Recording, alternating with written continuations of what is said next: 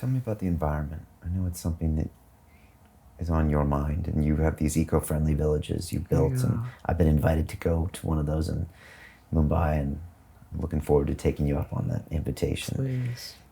Is our relationship with the environment a similar thing as in our relationship to ourselves and to each other? Or do we treat it poorly when we're treating ourselves poorly? How do you see that all linking? From a spiritual perspective,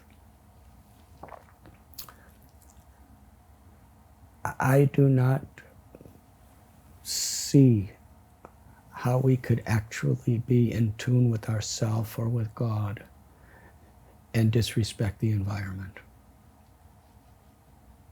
Because the environment around us is a gift. It's sacred.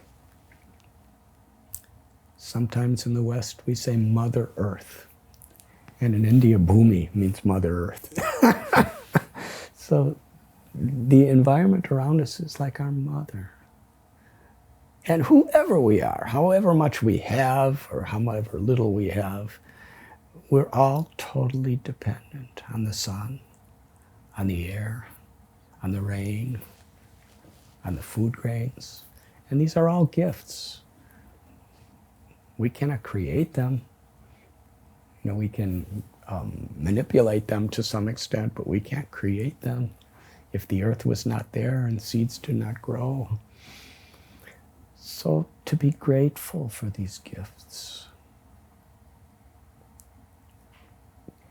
is realistic and honest. And if we're grateful, we will honor, we will not exploit. When we receive the gifts of nature, we should reciprocate by replenishing nature. Not that we just take and then pollute. It's unsustainable. And it's a disconnection from our own self to be like that. So environmentalism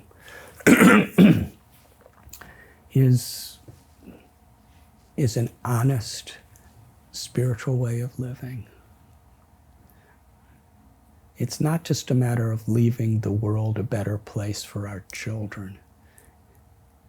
It's a matter of seeing the sacred gift of grace in all of what nature is giving us, all the good things, and reciprocating, replenishing, honoring, and respecting. To see the potential. It's like at our eco-village, we walk on the ground and we discovered ancient science of how to create incredibly beautiful, long, surviving bricks out of the earth that we're walking on. And we've built our homes. About 500,000 bricks we've created just from the ground. So just the potential. We're walking on the earth, but what is the potential of all the gifts we could use for the earth? And these bricks are environmentally so friendly. And water, when it rains, do we really appreciate the rain? Because water shortages is one of the biggest problems on earth, especially in that place in India. So we harvest the water when it's raining because we understand its value. And even during droughts, that water is nourishing our crops and nourishing our families. And we're teaching the villagers to do the same. So we have people who have PhDs from American universities serving hand in hand with simple little villagers.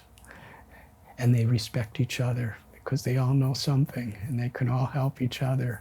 And in this way, actually living in harmony with each other and in harmony with the environment.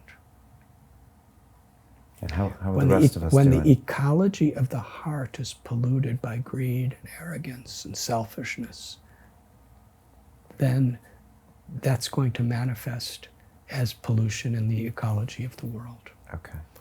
We have to simultaneously cleanse the ecology within our minds, within our hearts, while at the same time, taking positive steps to sustain the environment properly.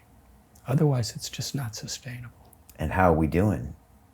Is what we're doing sustainable? Are we getting better? Is the environment getting better?